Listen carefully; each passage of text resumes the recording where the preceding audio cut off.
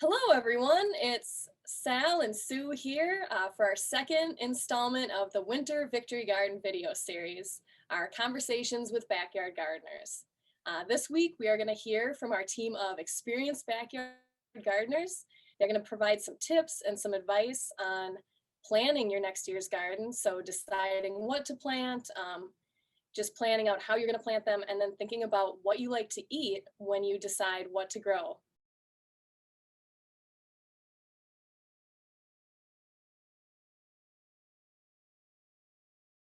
So how do you decide what you want to plant next year? It's so fun. It's like a kid in a candy store. I get the Johnny's catalog, sometimes also the Seed Savers catalog, and I'll just keep those around the house and flip through them anytime I have a spare moment.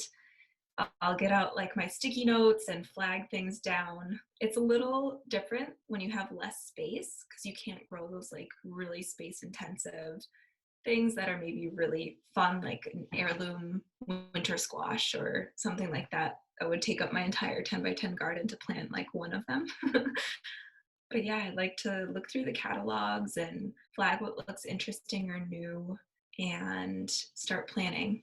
Um, I would say for me, it's a combination of what things I've been able to grow pretty successfully in the past so that I don't beat my head against the wall growing things that I have trouble with, like eggplant and green pepper. I cannot grow to save my life, no matter how many times I try, as well as what things I know that will get eaten. So I have grown beets in the past and they just end up spending time in the fridge. So I just decided I won't grow beets anymore. I plant based on fresh eating, and then I want varieties that store well. So I want the longest season of sweet corn possible. So I plant two varieties, early and a late, that are compatible with one another.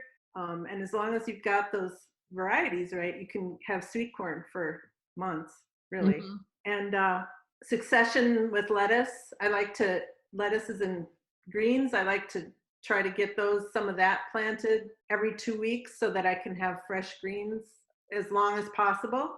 And then, I try to get the best storage carrots and cabbage and varieties that way. I pick those varieties. And I always try to get the earliest varieties on almost everything fresh that I want to eat, like tomatoes, because I'm interested in eating those tomatoes as soon as they are ready, and you usually end up with enough to put up anyway. So, and every once in a while I'll try something new, because why wouldn't you? And then I put flowers in my garden for both the pollinators and to bring the extra piece of joy to it. I used to do a lot of experimenting, trying all kinds of different things until I figured out what worked good. I've lived where I am now since 1981 and been gardening here. And once I figured out what grows well here, I've pretty much stuck with those varieties. Once in a while, I'll try something new. But what I realized, I get all these seed catalogs and there's all this stuff to look at, and it's really fun. And I'd buy all these seeds and I wouldn't get them all planted.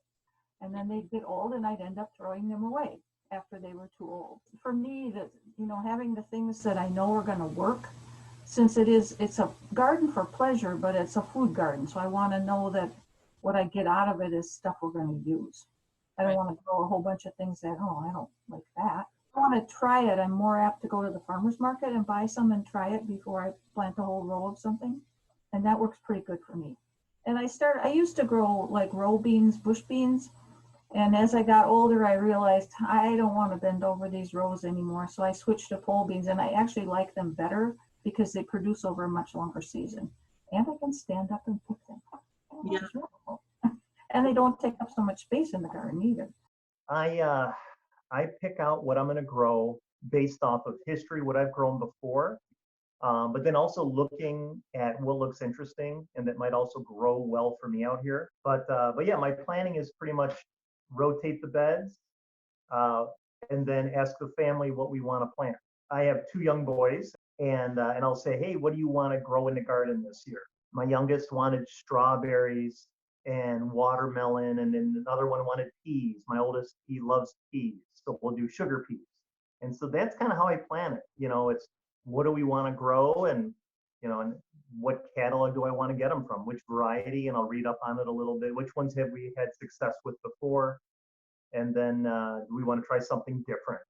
And then pretty much just go from there. And maybe research a little bit the different variety to make sure it's going to do well in our area. You know, as a recommendation to others, I would say talk to other gardeners, reach out, what has done well for you. They'll probably be more than happy to talk about it, you know, and you'll get a lot of information on what might work for you.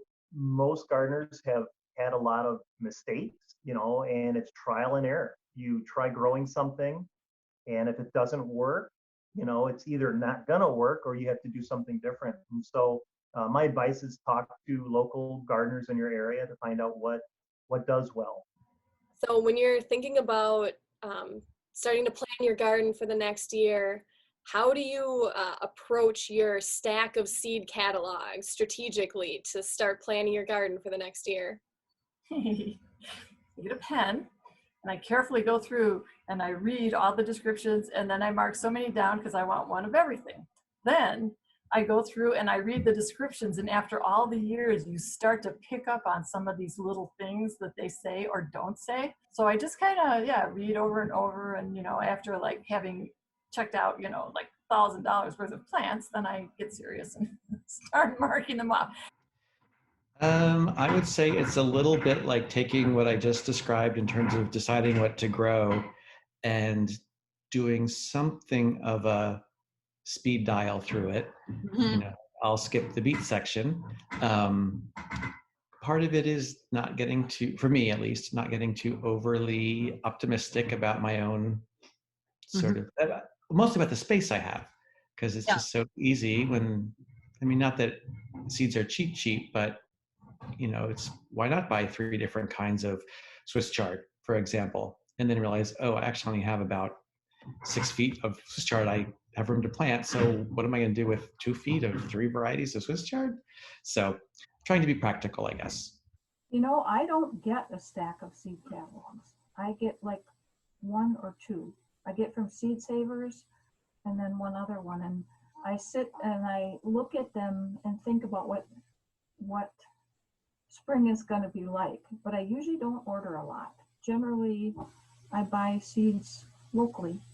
So the catalog is more for inspiration.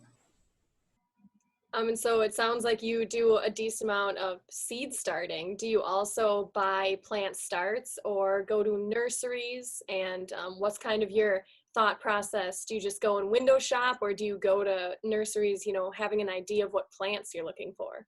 I'm like kid in candy shop sort of thing. I know if I go to a nursery, even if I'm going to look, there's not a chance in the world that I'm going to walk out of there without plants. Of course, I love to hit the plant sales, especially for perennials, because sometimes, you know, they might be looking a little droopy and kind of bad and stuff, but you know, if you can kind of look at it, and if it's not dried out or something, it's just been in the pot too long, you know, when you fix it up, bring it home and give it some good soil, it's just going to perk right up.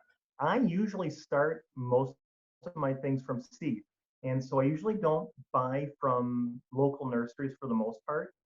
The most that I'll buy from local nurseries would be bare roots, bushes and trees.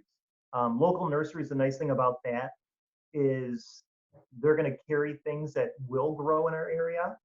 And they're also a good resource for saying, hey, I have this kind of, you know, growing area. It's the top of a hill. It's the bottom of a valley. It's rocky, it's sandy, whatever. And then they'll help you and figure out what might grow there. Tell me a little bit more about planning. Do you really like to go into it with kind of a set plan, or is there some degree of just making it up as you go? I'd say I plan the garden based off what our family unit eats the most of and enjoys the most of. So based off of years past, we know that we go through a lot of zucchini, but perhaps not as much zucchini as we thought we liked as in years past. So 6 plants is about what we eat, and it's still enough to put away. Zucchini is one of those things where it's very prolific. You have to really be watching it to make sure that it doesn't trick you and grow like a 10-pound zucchini overnight. When we're trying to save space, that also comes into play. So varieties that take up a lot of space are sort of off the table. Well, we have a small growing space, but I would like to get a larger growing space to be able to grow those really fun, space intensive varieties. Do you like to draw a map and try to follow that? Or do you realize once you get into your space that you need to completely rework anything you've previously thought? Yeah, I'd say we stay pretty consistent year to year. I'll sketch out the beds that we have and go by plant family. I have records of past years, what plant family was where, so that we can make sure that we're rotating the beds, so that we're not planting like cruciferouses in the same bed from year to year. It's based off what we like to eat and a little bit of rotation, and also thinking about like what, if something's going to come up like radishes, what do we plant after we have the radishes? Is it going to come up in time for the frost? I'm not sure that it makes too much of a difference with a 10 by 10 foot area, but when you're growing in a larger area, rotating the beds can help suppress any sort of like disease or pest pressure that might be happening in the soil. Well, actually, I have a resource. Hold on, I'll be right back. Okay. Ta-da! So this was a gift to me some years ago. Every time I order stuff, trees, a lot of times I keep the order slips in here so I can see what I ordered, who it was from, and when I ordered it, so it helps me remember how old the tree or bush is. And then I also use this for garden layouts. So like I have a little mini vineyard, and so then I kind of wrote out all the different varieties and their location so I can keep track of what I have. And then going back as far as 2009 is when I first started keeping track of a lot of my gardening purchases. And so it was a nice book for really organizing, you know, what you bought, when you bought it, and you can also put in here all kinds of notes on what worked. But for a lot of the years I gardened, I actually used this for the layout for my raised beds. Because, you know, you look at last year, where did you grow the broccoli? Where did you grow the tomatoes? Where did you grow the garlic? And you can't remember. You know, you're like, all right, the garlic was in this bed, so I'm going to plant something else there next year. But, you know, did I plant garlic there 2 years ago? Well, who remembers?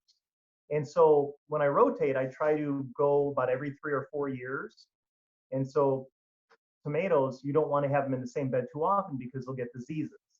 And so by rotating them, and not just every other year, but every third or fourth year, you're going to have a better chances of success. And then your soil, you know, the nutrients each plant takes up, you know, is going to be different requirements. Squash uses a lot of nitrogen, where garlic may not use really any nitrogen, or lettuces, you know, also another one that, you know, they're not going to use a lot of nitrogen, maybe more phosphorus or other things. So by rotating it, you give that soil a chance to rebuild its nutrient profile, so that in the third year that you're planting squash again, or fourth year, it's going to do much better with disease and then also with growing because of the nutrients. Here's my garden book. I'll show you. I've had this book for many, many years. And in the front, when you look at it, 1977, I had a garden down in River Falls, and I had laid everything out in grids and wrote down, you know, tried everything, all these different things. Now my garden book is a list of kind of what happened during the year. I don't do a map anymore because I know my rotation thing. And if I plant something new, like I planted a cherry tree this year, I turned that. So I put the sticker in here, so I can go back and look at it if I need to. Yeah. And it just, now I write down planting dates, and if there's some real, something that really struck me as far as how things grew or didn't grow, you know, if there was a lot of tomato blight, or the peppers didn't do much this year, or something like that. So I pretty much stick with my tried and true things that I know are going to work here, and I'm going to get adequate crops to feed us, you know, as much as I want. So I would encourage anybody to just get a notebook and just write down stuff, because you think you're going to remember and you don't. What I do is I have my containers that has all my seed packets in it. I have 2 of them full, and I bring those out and I lay everything out to see what I have, and if some seed is too old, or and I need to replace it, and then I make a list and then I go shopping. I bought seeds this fall. They're packed for 2020, but they'll be fine for next year, and I can get them like half price or whatever. So I think about those things when I'm shopping too, for make it as economical as I can. I have always tried not to plant the same thing in the same area, like if I can help it, even 2 years running. Moving things around from where they were last year, I would say that what gets planted, the variety of things is not all that different year to year. So I try to do a certain amount of rotation. Not that it's all that easy given the fact that some of the beds just don't get much sun, so I'm not going to ever plant tomatoes there. Pretty much every year I have done some kind of a map, and often it's just a hand-drawn, quick in a notebook, I'm going to do this, this, and this. And it always seems like a good idea when I'm doing it before I go outside. And then I get outside and I start planting and realize that because it's not even remotely to scale, I'll fill up the entire bed with only half of what I had penciled in.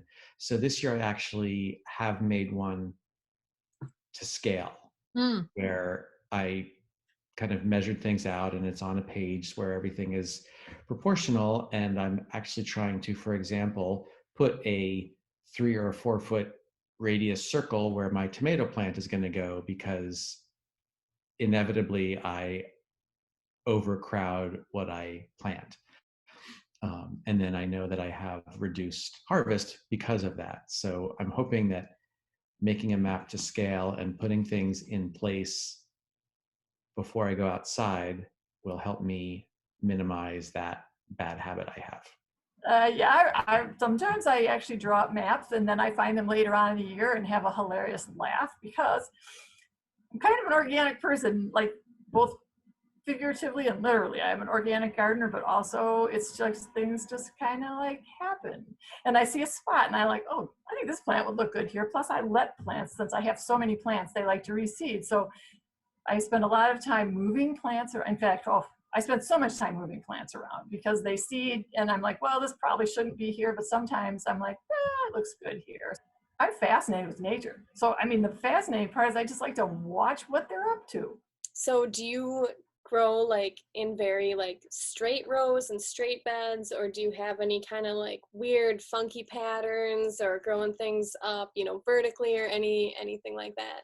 Yeah, I'm pretty traditional in my beds. They're usually raised a little bit, so I'll work the soil, make sure it's really loose, and rake it up into mounds to plant in.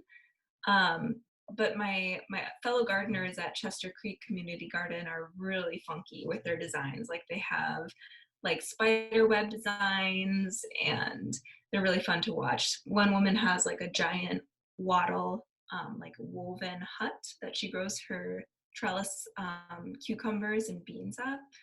So it's really fun. I cannot grow a straight line to save my life. I've even put down like stakes and then even done like a line and everything else. And then I start planting, and no, they're never straight. So I thought, nature doesn't want it straight. So a lot of things I like to do, just broadcasting the seed, and then you can just kind of weed out the stuff in between. I'm a straight row gardener, and it helps me when plants are coming up, and it also helps me to control the weeds if they're in straight rows. For the most part, straight rows. One of my other bad habits is not watering very well. And so this year, among the many innovations I'm going to be introducing to my gardening practices, is planting more in straight rows, but all going in the same direction, and just putting some soaker hoses like built into the beds, because relying on my own memory and time management to go out there and water as regularly as I should is not always successful. Yeah. So it might be better just to have something in place that I can just run out, turn the hose on, let it run for however long it needs to run, half an hour, and then turn it off. Do you plan your garden based on what you like to cook, or cook based on what's coming in from your garden? I would say more of the former, that I plan my garden based on what I imagine I will want to cook. But I'm not a super, what's the word, spontaneous cook. So it is better for me to plant based on what I know I'm likely to cook than coming up with cool things to do with 1 okra pod, 4 Swiss chard leaves, and I don't know, some kohlrabi. Some people do really well at that, and some people I think even prefer that. Right. You know, they've let what they have guide their cooking, but yeah, that doesn't work so well for me. I'd say both. We always try and add in a few plants that we're not familiar with. That's a challenge to cook with. So that kind of makes like a fun mystery element. If we can't grow it ourselves, we like to go to the farmer's market and buy something weird that we've never seen before and try and cook with that too. So I'd say it's a combination. What we grow and what we find at the farmer's market sort of determines what we cook. So what are some of your favorite plants, or just any specific varieties that are your favorite to grow for eating? I really like all of Johnny's varieties. I've found that they perform really well. There's like Ace Wonder bell pepper, Red Knight bell pepper. One of my favorite varieties of eggplant is called Fairy Tale eggplant.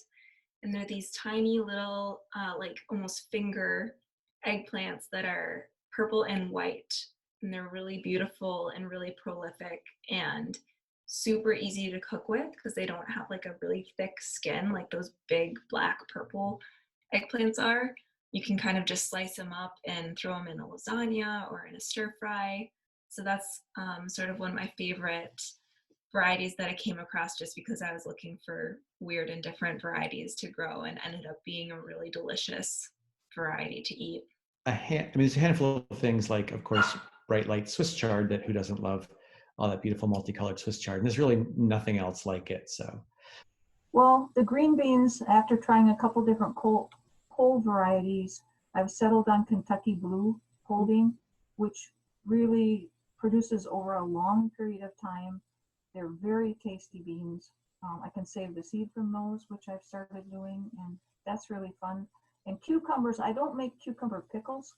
I like them just for fresh eating. So I started the last couple of years growing and I'm trying different varieties. Those long burpless ones they don't get bitter and they don't have a lot of seeds in the cavity.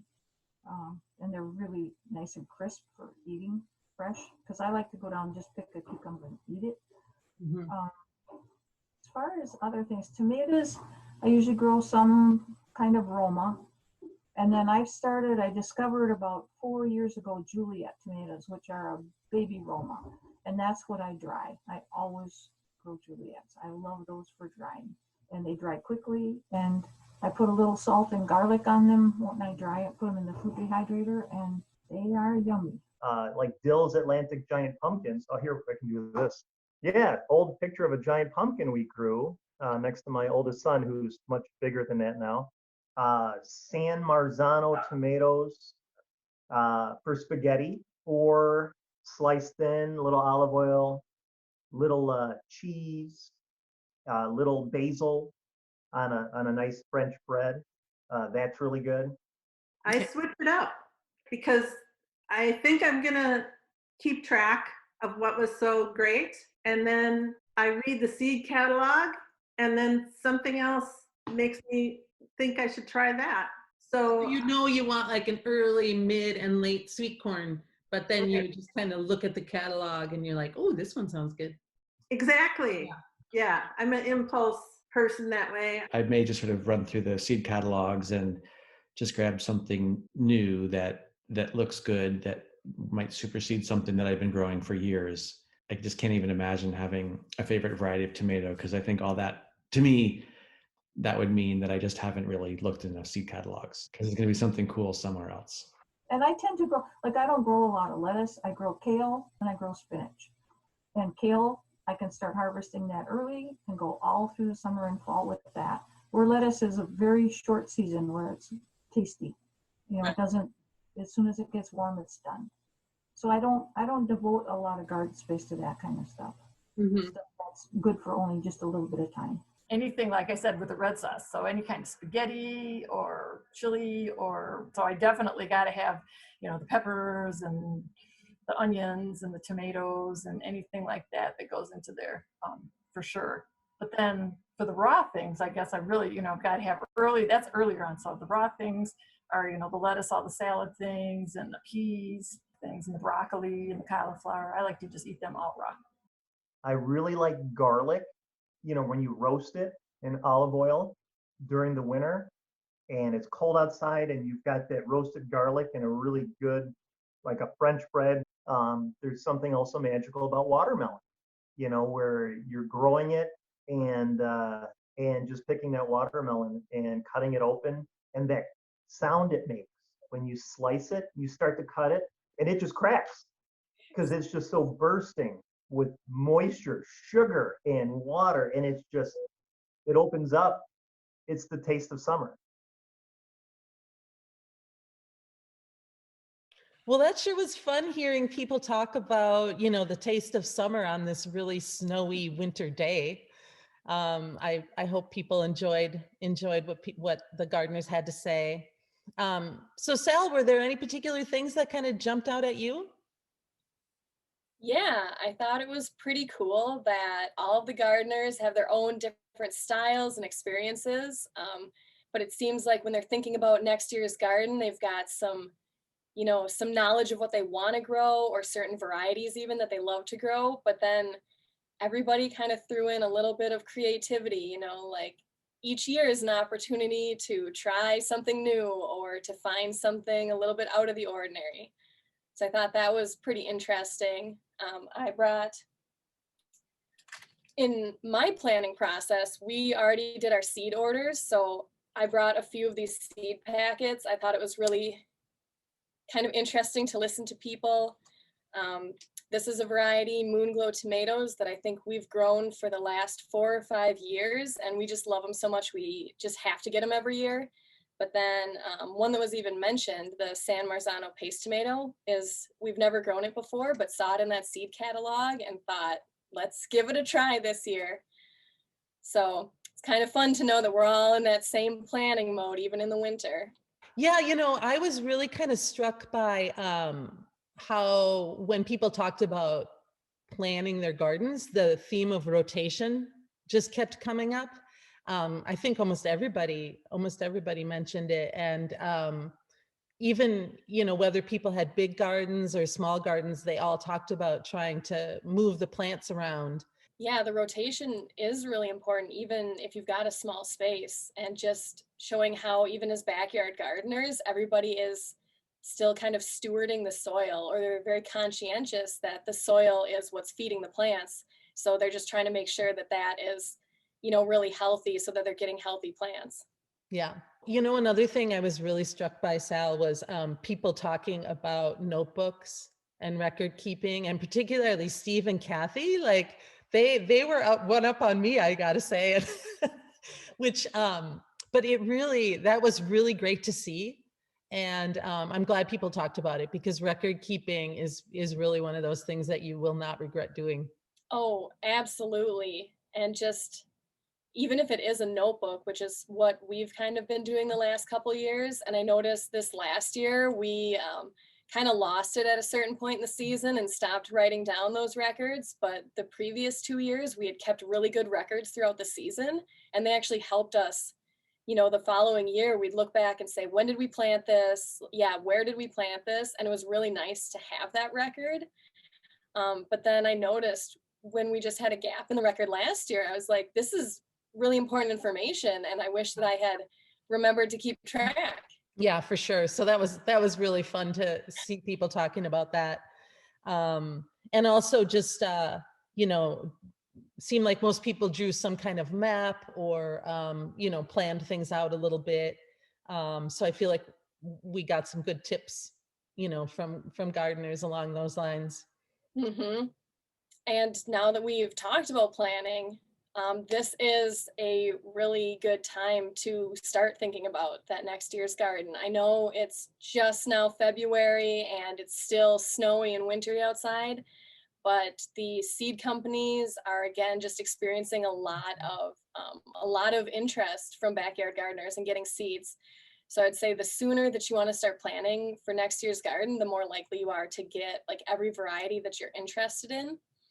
Otherwise, you know, there will be seeds available and plants available at nurseries, but if you want to really be specific on what kind of seeds you get, I think now is a great time to start, you know, looking through those seed catalogs and getting those orders in. So you've got plenty of time to wait for the seeds to come. Well, we hope you enjoyed this latest installment of our Winter Victory Garden video series. If you would like to subscribe to the channel, you can see more content like this. Otherwise, we can link you back to last summer's playlist if you want to review some intro gardening topics and just get ready for next year. Otherwise, our series has 3 more episodes. They're coming out every other Thursday at 6 p.m. So be on the lookout for the next video in 2 weeks. And finally, we've been creating this content for the last almost year, just free for education for the community and just trying to get more people involved in gardening and give them the tools that might help them to be more successful backyard gardeners. But we are a nonprofit at Farm Table, and so we do rely on donations to fund our programming. So if you feel so inclined, you could make a donation to help support this program and other programming like it. You can just head over to the Farm Table website at farmtablefoundation.org, and there's a donate button on the top of the page. And anything big or small is greatly appreciated if you want to keep supporting this programming. And we hope to see you in a couple weeks for our next video. Thanks for coming, everyone. See ya.